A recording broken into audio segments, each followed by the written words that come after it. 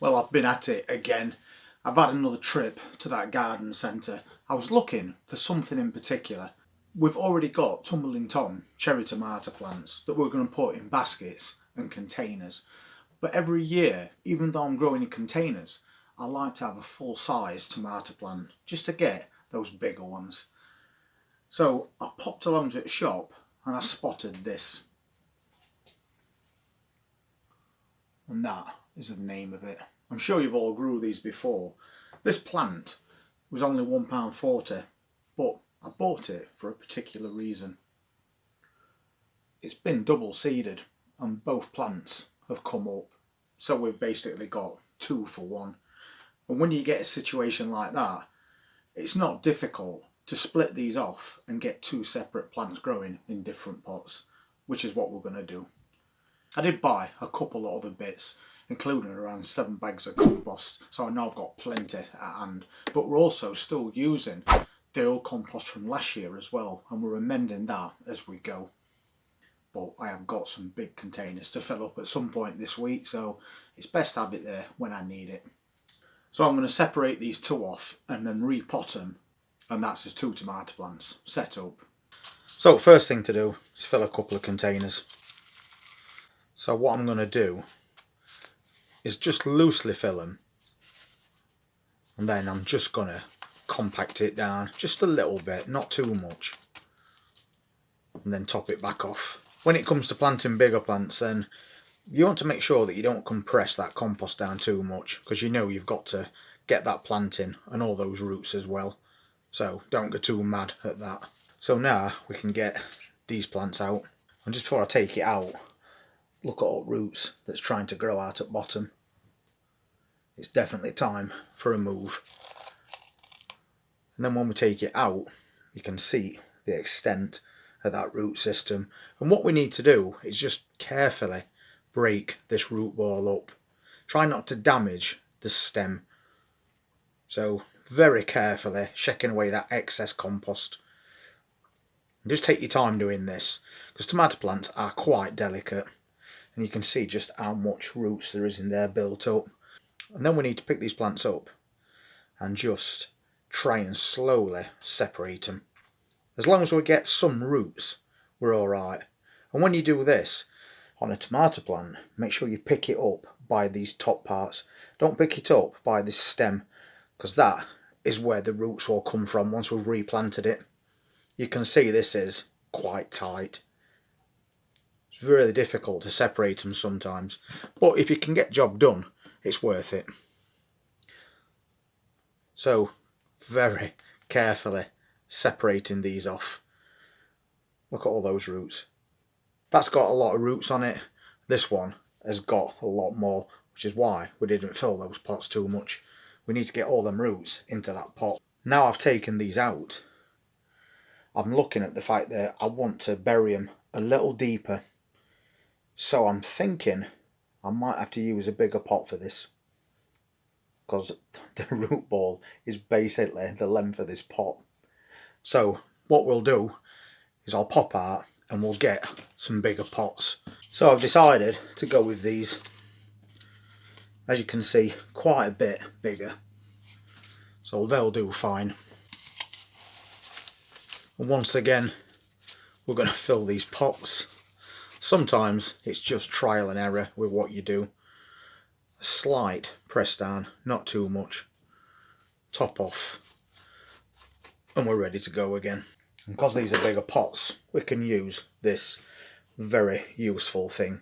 We can get right to the bottom of this pot and make a good sized hole as well. And then we'll take this plant and we'll drop it in that hole, making sure we get all those roots in. And then we're going to push that plant right down.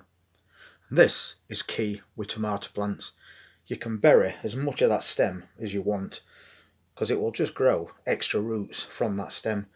So you can see that I've buried this right down to those first leaves. So all of a sudden that plant is not quite so tall. I'm just going to top that off, and now we can press it down a little bit as well. We've got it nice and central, so it's just a case finishing off. Make sure we leave a little bit of a gap between the top of that pot and that compost. So that is done, and you can see now that that plant is a lot stockier, and we've buried it right down to those little leaves. And if you get leggy tomato plants, that is how you can fix that problem. And this will now grow on to be an even stronger plant because it will start to produce roots from this stem that we've buried. So same job again, slightly press down, top off, and we're good. And a nice central hole, and make it really deep. We're getting the depth and the width that we want. So once again, drop that plant in, get it as central as you can, bury it right down to those first leaves, and it's as simple as that. And then we can just compact it all a little bit and level it as we go. We'll top that off again, and that's your next one done. And because it's such a big pot, they're going to grow a lot quicker now. So as simple as that to combat leggy tomato plants. They look a lot better already. And that's the one that we've buried slightly deeper. One thing that you do need to think about though with your tomato plants, don't pot them on into containers that might be too big to keep indoors, because at the moment it's still not time to put these outside. And don't forget, you also have to harden those plants off. So take them in and out for 5 days for about 30 minutes, and then that will harden your plants off to a point where they can stay outside or in your greenhouse. But I know that the last frost dates for this area are the end of April, so I can put them in the propagator outside and put a little bit of bubble wrap over the top if it drops too cold. But I wouldn't put these outside on the balcony in containers to try and grow on, because if they get hit by frost, there's a very good chance it could kill those plants. So having done that, they'll go back outside now into that propagator, and we'll have a quick look at what else I've been doing over the last couple of days. This is one thing that I've been doing.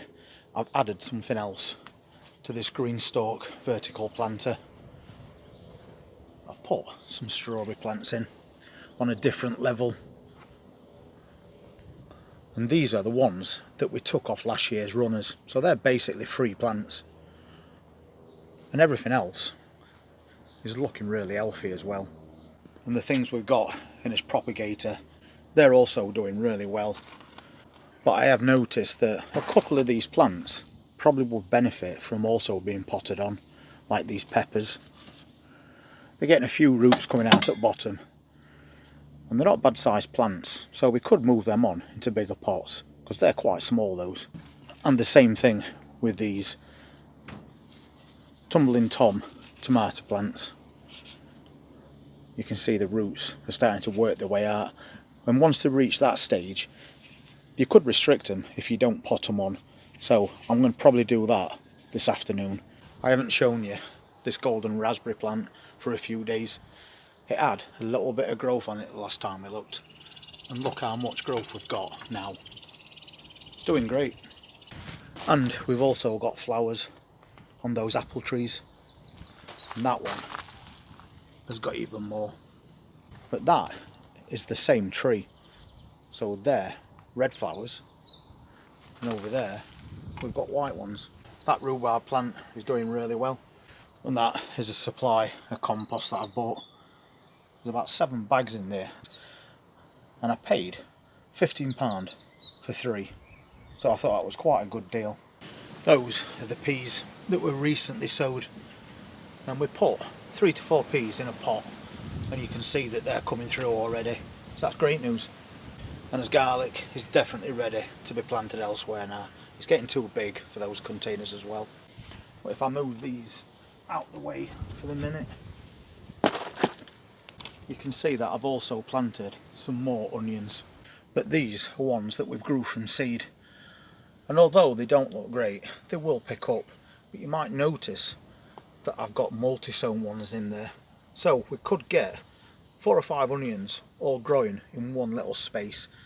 So I thought, let's try that again this year. And those container carrots are also doing really well. This is the other pea container that I did.